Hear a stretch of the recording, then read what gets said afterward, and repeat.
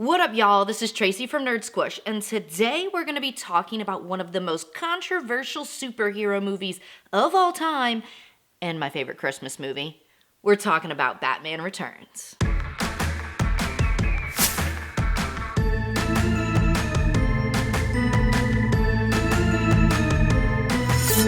Alright, y'all, I am a huge Batman fan. Can you tell? I love all forms of Batman and his many colorful villains, whether it's the movies, the TV shows, or the comics. I love them all in their own little way. And boy, is there gonna be a lot to love because we're getting more. If you're a DC fan, you know we're about to get even more DC characters. Yay. And look, I'm not here to complain about the DCEU because I could make a series of videos on that. But I really do appreciate all the different versions that we have seen of this character over the years. But there is one adaptation of this character and his universe that stands above the rest, at least in my eyes, and that is Batman Returns. So today I want to talk about why this is my personal favorite Batman film. Now, a lot of you, if you know me, you know I love Catwoman. She is one of my favorite characters of all time. So you're like, well, duh, Tracy, like that's why you like this film. This is a Catwoman film. It's not even about Batman. It's a big part of it. It's a big part of it, I'll admit that. But today I want to break down this movie, talk about it, and really dive into why I love this film so much. Before we get into the nitty-gritty of this review, if you're new here, this is Nerd Squish, where we take everything spooky and we take everything nerdy and we squish it all together. So if you like Batman, pop culture, and horror movies, definitely hit that subscribe button so you can see more videos from us in the future. Back in 1989, Tim Burton introduced the world to a newer, darker version of an on-screen Batman that was wildly different from the campy Adam West that many people knew. And it took the world by storm. Naturally, because of the success of the film, the studios wanted a sequel. But, you know, your boy Tim Burton, he wasn't all about that. He had never done a sequel. He was like, I don't know if that's really my thing. And he also wasn't a fan of being creatively restricted by the big studios. So when the studio gave Tim Burton complete creative control, Batman Returns was born. Released in 1992 and directed by Tim Burton, the movie focuses on two of the most popular villains from the series, being Catwoman and the Penguin. And when I say focuses, literally Batman shows up from time to time to like fight or like make out with Catwoman.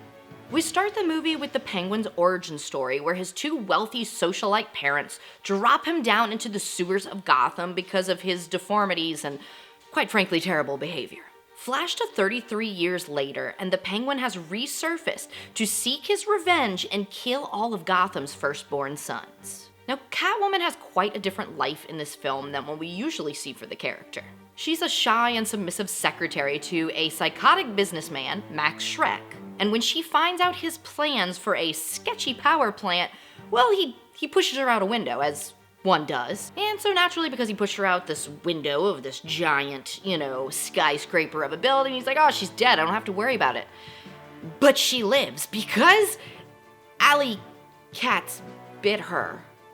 I don't know, that part doesn't make sense, but this scene is shot so hauntingly beautiful, I'll allow it. So naturally, she goes a bit insane and becomes Catwoman. So these are your main two themes throughout the movie, even though there's a lot of other things going on. But besides that, really the only other thing that's the main focus is the fact that Batman and Catwoman, they're becoming a thing. And the romance in Christmas time in Gotham, it's weird, but it's happening. Alright, let's dive into this and talk characters. I think we can all agree that Michelle Pfeiffer as Catwoman is the best part of this movie. But never before has Catwoman been such a relatable character, at least in my eyes. She starts off as a very meek woman that just is okay with doing whatever she's told and is really scared of the world around her. And when she is quite literally pushed to the edge, she becomes the powerful woman that was hiding inside all along. Everything about this character is iconic. I mean, the suit is beautiful. When you think Catwoman, You may not think of my deflated, sad little mask, but you think of this iconic, wet-look black suit with the white stitches. If you don't,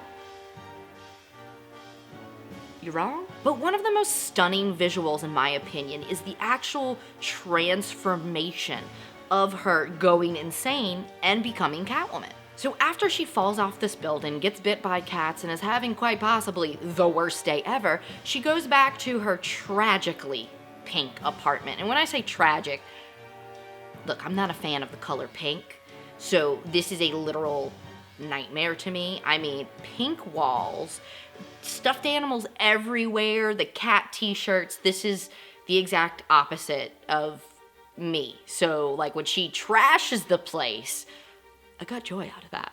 And it even made me feel better. I mean, I know she was getting out a lot of her pent-up rage, but like I felt good. I was like, yeah, girl, smash that thing. Like, stuff them animals down the drain and just, do it. I loved it. But quite possibly the coolest part is where she smashes this pink neon sign that she has hanging on her wall that says, hello there, and it becomes hell here, which says a lot for this character and everything that's about to happen going forward. And she reaches into her closet filled with terrible cat t-shirts and finds a leather jacket that she's been hiding and makes an entire cat suit out of it. Because that's believable. But look, it's a movie. It's a movie. We gotta let it go.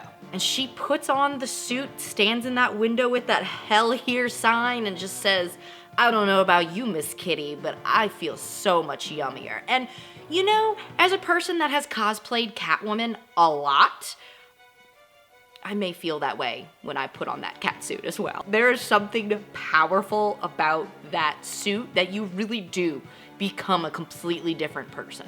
Now, Michelle may have not been the original choice to play this character, but boy, was she the right choice. She was truly committed to this role. Not only does she manage to play like all the different sides and versions of Selina so well, but the girl put a live bird in her mouth.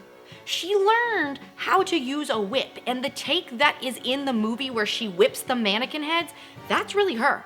That is not a stunt double doing that someone for her. She did that.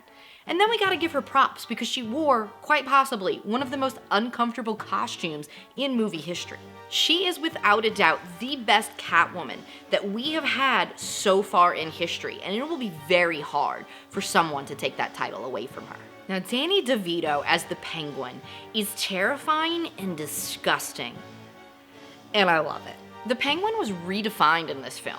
Instead of being a normal dude mobster with just like a really long nose, he became an animal, and he was really just unique. I mean, we'll never see a penguin like this again, and I mean, it's a good thing because there are not many other teams of people that could create what Tim Burton and Danny DeVito did with this character, but it works so well in this version of Batman.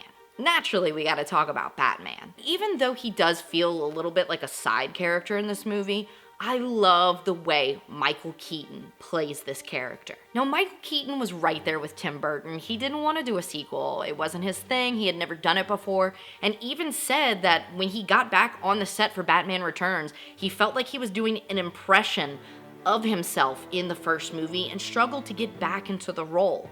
But the thing I love about the way Michael Keaton plays Bruce and plays Batman is there's a subtlety to his character that's very real, very believable. So within this world of insanity that we've created, he's the one thing that's realistic and kind of brings it all down to earth, which is a great balance. One character that often gets overlooked in this film is Gotham itself.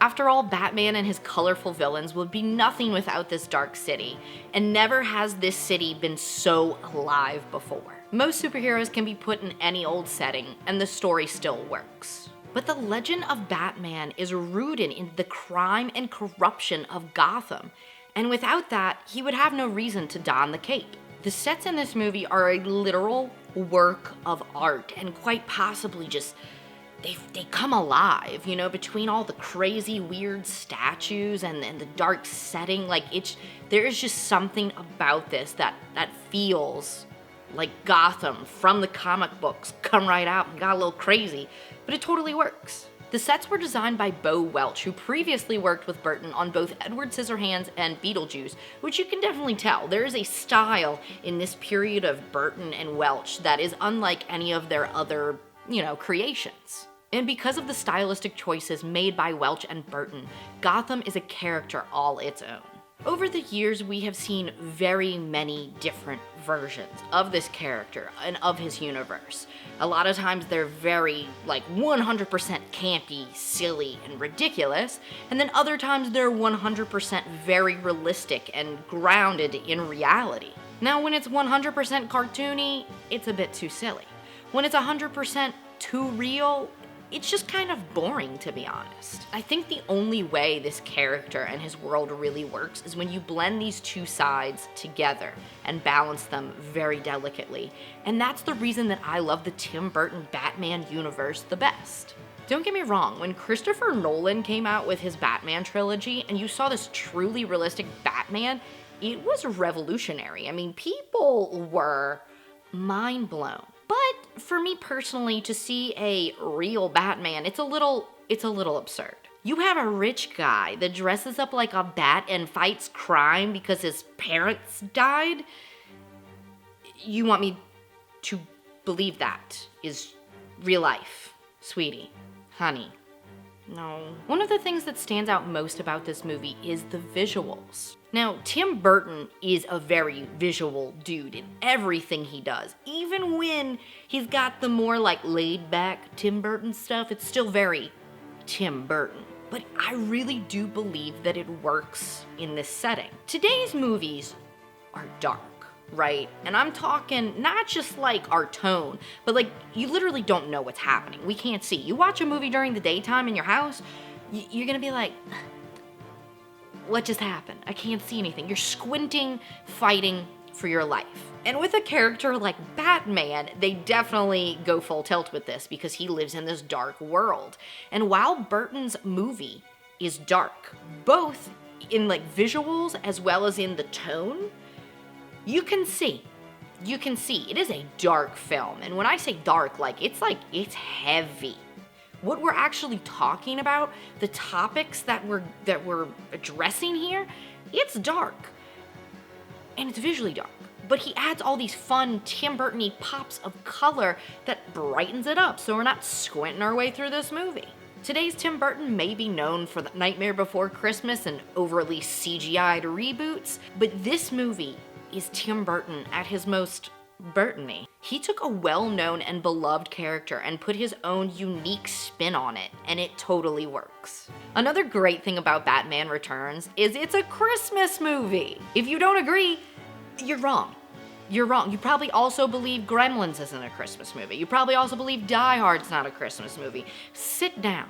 Sit down because I'm going to explain something to you. It's not just a Christmas movie because it takes place during Christmas. Not only does it deal with the over-commercialization of the holiday, but it also focuses on how Christmas changes as we get older, which I guess kind of make it an anti-Christmas film of sorts. You have Max Schreck exploiting Christmas, and your three main characters, Batman, Catwoman, and the Penguin, all dealing with their own form of loneliness and isolation during the holidays. This movie embraces the melancholy of Christmas and what it feels like when you get older. And no one mixes gothic atmosphere and Christmas better than Tim Burton. Now, obviously, this movie has a lot of nostalgia for me. Between being a movie that probably launched my obsession with Catwoman and Batman, it's just quotable. It is quotable. I quote this movie on a daily basis. Granted,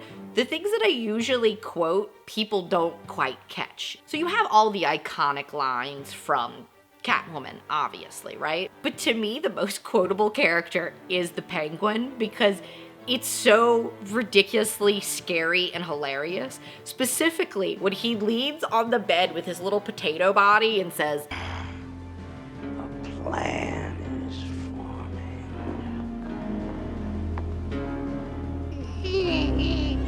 I say this constantly, and no one gets it. And I'm disappointed. I'm very disappointed at the world for this. He is so quotable. And again, everything that Catwoman says in this movie is iconic, so there's that. Although the movie was a commercial success, it was very criticized for being too dark, violent, and sexual. And a big part of this was just in how the movie was marketed. It was marketed towards kids, especially with McDonald's selling toys inspired by the movie with their Happy Meals. So, all these kids are going, they're like, oh, I got my little Catwoman in a car, and this is like so cool. And they're like, I want to go see the movie. I have a lot of feelings about this movie being criticized. I really get both sides of the argument. Many people that critiqued it and criticized it were used to Adam West's version that they grew up with, which is very, very different from what we see in Batman Returns. However, they didn't take into consideration the dark tones that the Batman comics very often have. Comics such as The Killing Joke and The Dark Knight Returns have some very heavy subject matter, and both came out before this movie. And look, I get it. You brought your kid into a movie that you thought was for kids, and what you got was 2 hours of Catwoman skyrocketing your son into puberty and the Penguin saying things like this. I'd like to fill her void. However, as a result of all these 90s mothers getting their panties in a twist, Tim Burton was out and Joel Schumacher was chosen to direct the next film. So once Burton was out, Keaton was out, Pfeiffer was out, and we never see this version of Batman in his universe ever again. In today's oversaturated superhero world, this type of movie could never be made. Today's superhero movies are either committed to being totally realistic or following the family-friendly, super safe Disney formula. And that's why now more than ever, this movie sticks out as one of the most unique and cool Batman movies. While I love Batman 1989, it definitely, you could feel like, hey, look, Tim Burton wants to do something. He wants to do something really cool with this. But he was held down. And as a result, you get a little bit of a watered down version of what Tim Burton wanted to show people. And definitely, I feel like it was a little boring at times. It was great to see Batman and Joker duke it out. I mean, as a Batman fan, that's what you want to see. That's what we're here for. But I really feel like with Tim Burton getting creative control and just going nuts. Now you want to get nuts? Come on, let's get nuts. He made a one-of-a-kind Batman film that we'll love for ages. Ultimately, Tim Burton made something very true to the comics with its dark tone, while also incorporating his own style and creating something unique, beautiful, and iconic. The comedy and gothic atmosphere make it the ultimate Batman film, even if at times it feels more like a Tim Burton film than a Batman film. The darkness of Batman Returns has truly set the tone for superhero movies today. It did revolutionary things for DC Comics, superhero films, and cinema as a whole. Every Batman film to date is inspired in some way by this film because of Tim Burton's fearless risk-taking with the world of Batman. So, I love this movie. I love this movie. I have to watch it at least once a year, especially during Christmas time, which is why we're doing it now. Let me know what you think about this movie in the comments below. Do you love what Tim Burton did with Batman? Or are you happy that he got the boot and we got bat nipples and now, we're over here with, where is she? What do you think? What are your thoughts on Batman? And what do you hope to see with Batman in the future? And as always, thank you guys for watching, and I'll catch you nerds later. And remember, Michael Keaton is Batman, you moron.